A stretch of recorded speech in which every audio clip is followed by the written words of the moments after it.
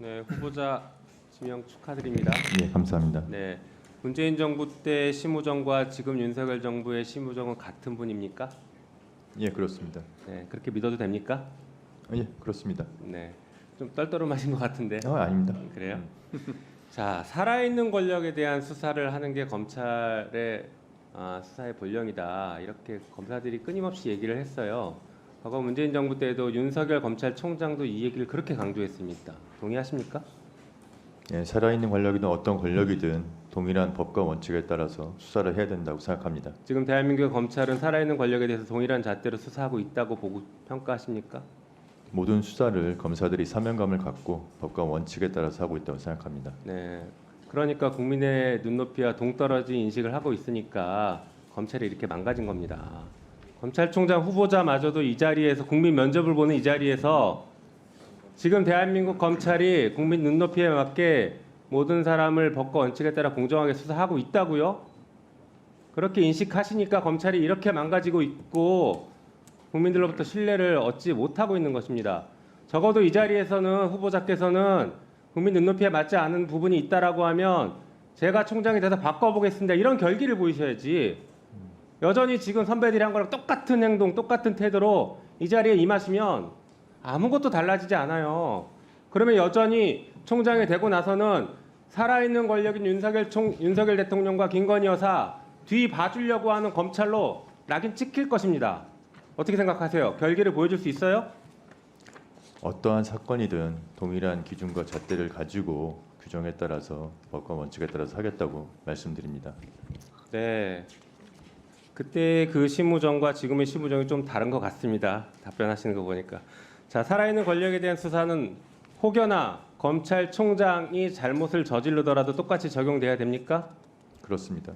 만약에 후보자가 검찰총장이 되면 본인이 잘못한 게 있다라고 하면 공정하게 수사해야 된다. 수사를 공정하게 받을 용이 있습니까? 물론입니다. 네, 적극적으로 수사 받을 용이 있어요? 저를 검사들의 그 직무 관련 범죄가 있다면은 네. 그런 상황을 대비해서 좀 공수처가 있는 거 아니겠습니까? 공수처는 수사를 하는 곳이고 수사를 그렇게 받을 의지가 있냐고요, 적극적으로. 물론입니다. 네. 만약에 총장으로서 업무를 수행하다가 위법, 위헌적인 행동을 한다라고 하면 국회가 탄핵을 할 수 있는데 국회가 탄핵한다라고 하면 적극적으로 응할 것입니까? 지금 잘못이 발견되면요. 잘못이 발견됐다는 그러니까 탄핵이라는 거는 이 정도도 답을 못 하십니까? 아닙니다. 됐습니다. 자, 특활비 얘기를 잠깐 해볼까요? 그 예산이 정해져 있어요. 그 전에 한번 물어봅시다. 특활비는 어디다 쓰는 겁니까? 검찰의 특활비는? 수사 정보 등 기밀 유지가 필요한 네. 부분에 쓰이도록 되어 있습니다. 네, 검찰이 정보를 합니까? 범죄 첩보는 수집할 수 있습니다. 무슨 근거로 할 수 있어요? 법에 그렇게 하게 돼 있어요? 수사를 위해서는 당연히 첩보 수집 내사 단계가 전제가 되는 것입니다. 네, 그게 법에 돼 있냐고요. 법적 근거를 가져와 보십시오. 첩보 수집할 수 있는지, 그리고 거기에 특활비를 쓸 수 있는지 한번 근거를 대보세요. 자, 그 다음에 특활비 어디다 씁니까? 구체적으로. 구체적으로 지금 어느에 쓰자는 말씀인지 어느 분야에 어떻게 쓰냐는 예, 말씀이신가요? 어떨 때 특활비 쓰는지 예를 하나만 들어보세요. 예를 들면은 이제 마약 수사 같은 경우에는 주로 다크웹에서 거래가 이루어지니까 네, 마약 수사 빼고 다른데. 보이스피싱이나 이런 부분에 있어서도 수사에 특활비가 필요한 부분이 있습니다. 해외에서 지금 어디다 범죄자들이 쓰냐고요? 해외에 있거나 그러면은 추적을 네. 위해서도 특활비가 사용될 수 있습니다. 예, 특활비가 아니어도 충분히 쓸 수 있을 것 같은데요. 그런 돈들은 꼭 기밀을 요하는 건 아니잖아요.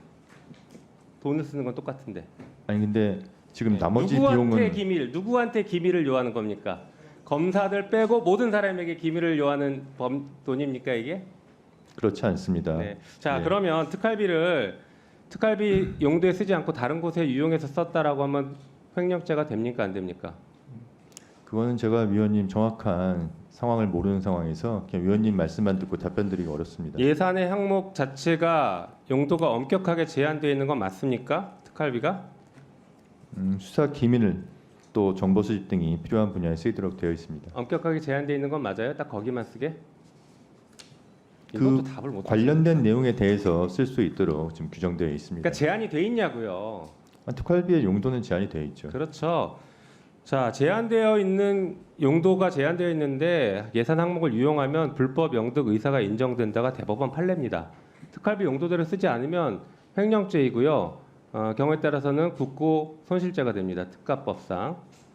실제로 국정원장이 특활비를 대통령 당시 이제 박근혜 대통령에게 뇌물로 준 사건에서 뇌물죄는 무죄가 나왔지만 특활비를 횡령한 사실은 인정이 됐어요. 그리고 박근혜 대통령도 횡령 금액을 서로 나눈 것은 공범 간에 나누는 것에 불과하다 그래서 박근혜 대통령마저도 특활비 횡령의 공범으로 봤습니다. 알고 계세요? 예, 그런 판결이 있었던 걸 알고 네, 있습니다. 그러니까 특활비를 제대로 안 쓰면은 횡령죄가 성립하고 만약에 후보자가 그렇게 했으면 후보자에게도 횡령죄가 성립되는 것이겠죠. 잠깐 화면 보시죠.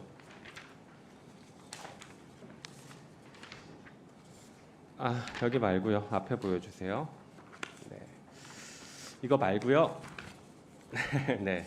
자, 보니까 동부지검장 시절에 1억 2,781만 원을 사용했어요. 2021년 9월 달에.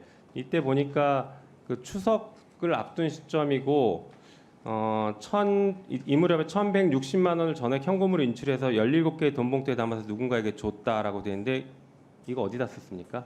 이때 무슨 수사 있었어요? 연중 수사는 계속되고 있습니다. 이때 무슨 수사가 있었는데 이때 집중해서 주나요? 다음 볼까요?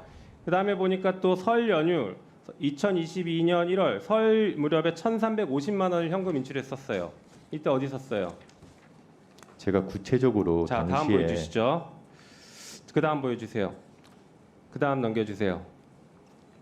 자, 보세요.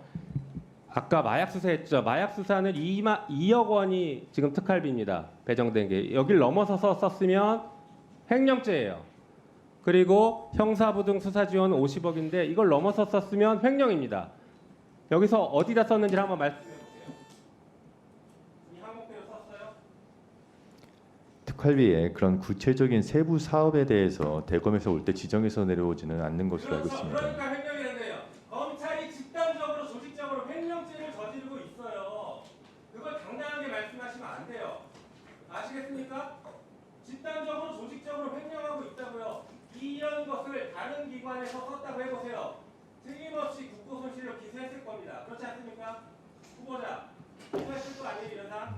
그렇게 생각하지는 않습니다. 이게 세부 사업과 대한민국 공무원 여러분, 특활비를 이렇게 써도 횡령이 되지 않는다라고 지금 검찰총장 후보자가 얘기했으니 앞으로 마음대로 쓰십시오. 이상입니다. 위원장님 한 말씀 드려도 되겠습니까? 네, 말씀하세요. 이 세부 사업에 어떤 부분에서 내려오는지를 모른다 할 뿐이지 특활비의 용도에 맞게 수사나 정보 분야에 어떻게 씁니까? 모르는데 항목별로 어떻게 써요? 모르는데 어떻게 항목별로 쓰냐고요? 내려오는 항목을 모르는데. 아니 대검에서 항목을 정해서 내려오면은 그 분야에 맞춰서 쓰면 되는 것이지 않습니까? 자,